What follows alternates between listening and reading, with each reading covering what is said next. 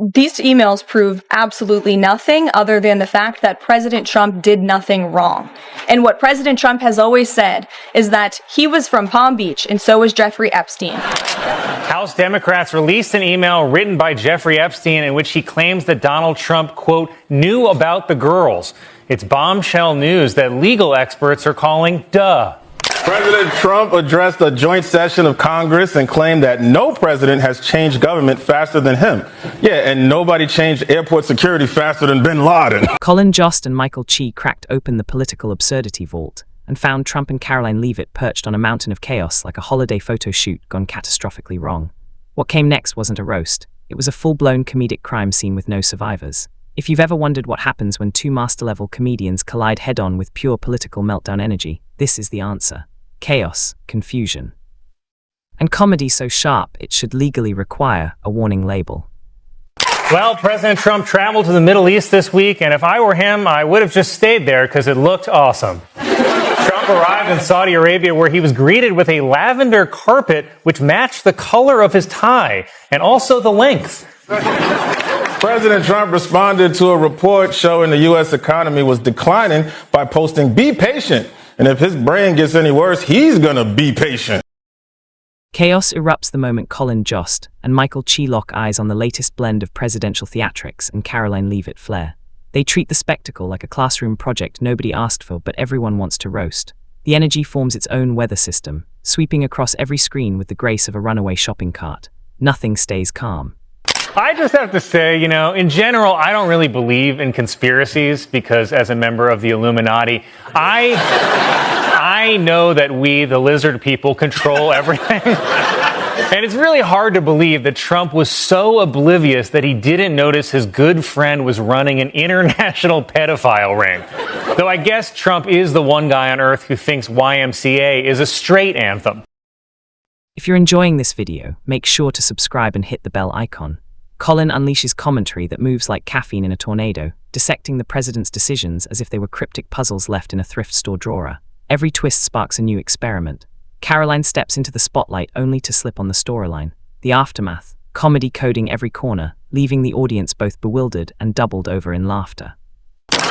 They also rolled out a mobile McDonald's truck for President Trump's visit, featuring Saudi Arabia's most popular new burger, the McJournalist.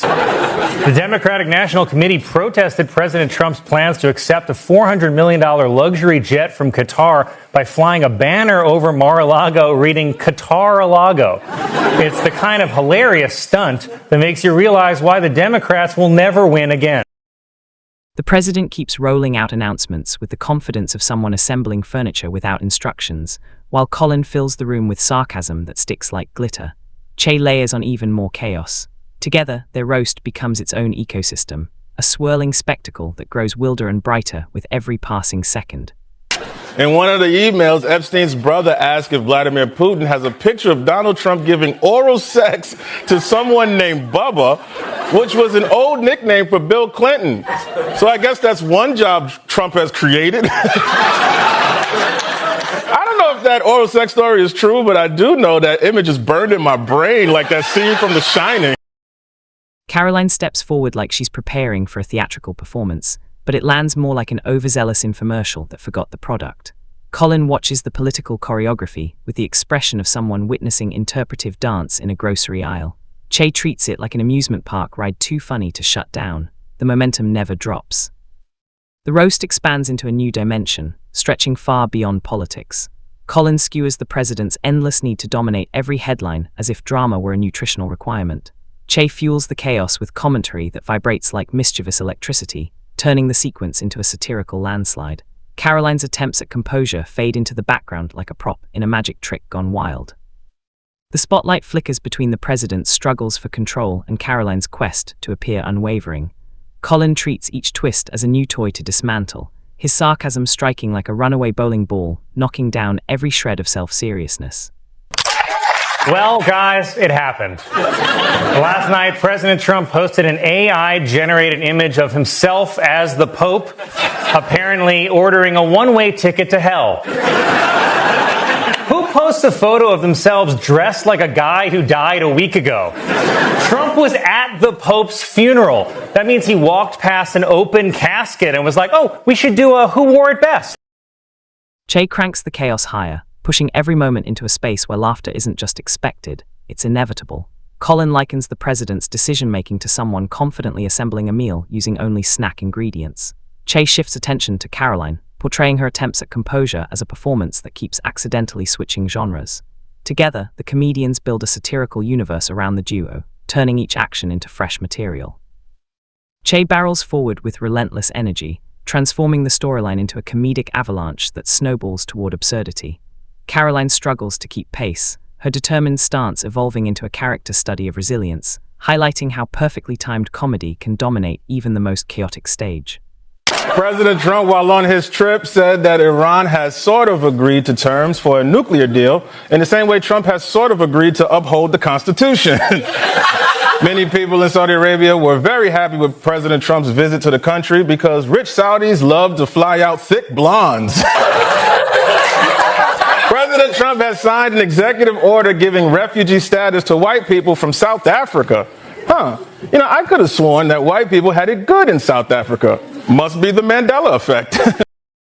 Momentum drifts into full-blown entertainment, turning the president's appearances into audition tapes nobody asked for. Colin imagines it as a reality show where stakes rise endlessly, yet the plot stubbornly refuses to cooperate. Che reframes Karoline's reactions as a mix of surprise and persistence, like someone trying to keep dignity intact in a windstorm. The humor transforms every detail into a cinematic breakdown, reshaping the political moment into a spectacle spilling over into fashion commentary, media antics, and influencer-level exaggeration. The president projects confidence like someone proudly wearing an outfit that doesn't match, elevating the roast into a new plane of chaos. Colin zeroes in on the grandiose flair, treating it like a performance review gone spectacularly sideways. President Trump also announced a new trade deal with the UK that will reopen British markets for American companies. All that Britain demands in return is that we keep these two. They're saying that President Trump is trying to create tension between his potential successors, Marco Rubio and J.D. Vance, mostly by pointing at them and saying, "Kiss." Jay expands the moment, treating the scene as if it's live-streamed on an invisible channel dedicated to political bloopers. Karoline struggles to stay composed, dragged along like an understudy who just realized she's on stage. Colin treats the president's theatrical packing as choreography gone off script, giving endless room for sharp jabs. Che amplifies the chaos, turning Karoline's rapid-fire reactions into a spectacle fit for an overproduced reality show. Their combined energy spirals into a comedic cyclone, demolishing any remaining seriousness and replacing it with pure entertainment. As Che frames Karoline's attempts at calm like walking on a treadmill with shifting speed, the atmosphere thickens with humor, turning every action into another opportunity for mayhem. Attorney General Pam Bondi claimed that if not for Donald Trump seizing fentanyl at the border, 75% of all Americans could be dead. But hey, don't threaten us with a good time. President Trump says he will appoint Fox News host Jeanine Pirro as interim U.S. attorney for Washington, D.C. Pirro celebrated the news with a bottle of wine every day for the last 50 years. Colin compares the overall tone to a home renovation led by someone who doesn't know what a measuring tape is. Che picks up the metaphor, turning Karoline's presence into someone holding the flashlight, slowly realizing the project has no blueprint. Their synergy transforms the scene into a comedy of errors that refuses to slow down. The roast dives deeper into absurdity, targeting body language, stage presence, and the peculiar rhythm of public speeches. A fresh wave of comedy emerges when they highlight the president's habit of treating every moment like the dramatic climax of a movie. Colin frames it as a theatrical masterpiece produced entirely by ego. Well, President Trump traveled to the Middle East this week, and if I were him, I would have just stayed there because it looked awesome. Trump arrived in Saudi Arabia where he was greeted with a lavender carpet which matched the color of his tie and also the length. They also rolled out a mobile McDonald's truck for President Trump's visit. She describes the surrounding atmosphere as a soundtrack on the verge of becoming a full-fledged dramedy. Karoline becomes the calm eye in the ridiculous storm, though even her composure is swept up by Colin and Che's relentless comedic pace. Colin frames the president's actions like someone attempting a complicated recipe with ingredients that keep disappearing. Che dives into Karoline's reactions, turning them into the equivalent of a sports coach pretending everything is going according to plan. This multi-angle chaos expands the roast into a carnival of commentary. The comedic escalation knows no limits as Colin likens the president's body language to someone demonstrating a bizarre workout routine they swear improves posture. Che heightens the imagery by portraying Karoline as the gym member trapped behind him on the treadmill. Their exaggeration amplifies the absurdity into something approaching a satirical fever dream. President Trump announced plans for a 100% tariff on movies made outside the U.S., which is no problem for me because all the movies I watched were filmed in a Florida condo on a leather couch.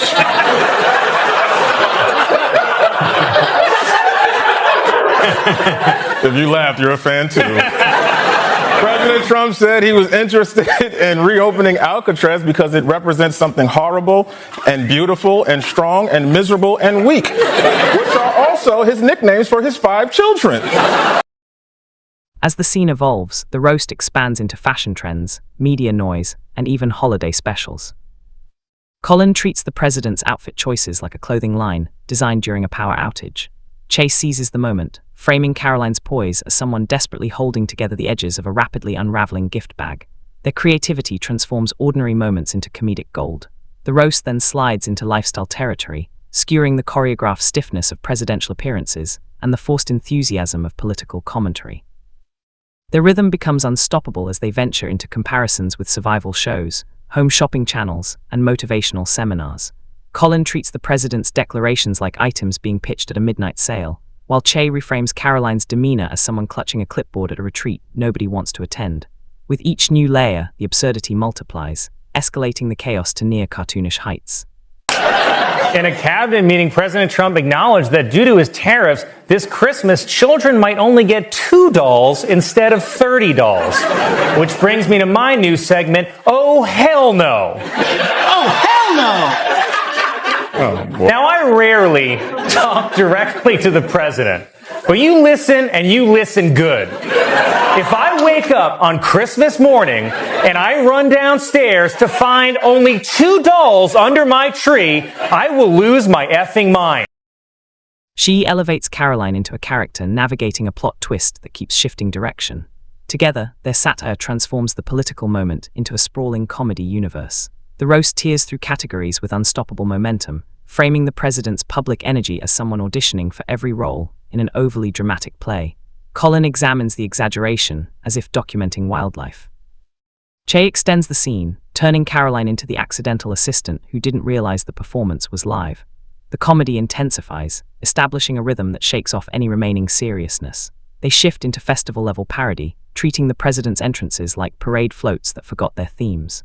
Colin envisions the chaos as choreography gone rogue, while Che frames Karoline's reactions as the resilience of someone getting tourists through a theme park after hours. The absurdity expands like a runaway balloon, unstoppable and ever-growing. Arabia's most popular new burger, the McJournalist. President Trump, while on his trip, said that Iran has sort of agreed to terms for a nuclear deal in the same way Trump has sort of agreed to uphold the Constitution. Many people in Saudi Arabia were very happy with President Trump's visit to the country because rich Saudis love to fly out thick blondes. The roast spills into entertainment commentary as Colin interprets the president's approach like someone hosting a show with no script. Che zooms in on Karoline's attempts to stay polished, turning them into the intensity of a performer juggling flaming batons while smiling. The scene becomes wildly theatrical. By the time the roast reaches its crescendo, the satire spans politics, fashion, fitness, media trends, talent shows, and lifestyle chaos. Colin ignites the moment with analogies capturing the president's showmanship as a mix of misplaced confidence and shimmering bravado. Che relishes the spectacle, transforming Karoline's determination into a subplot that refuses to stop spiraling.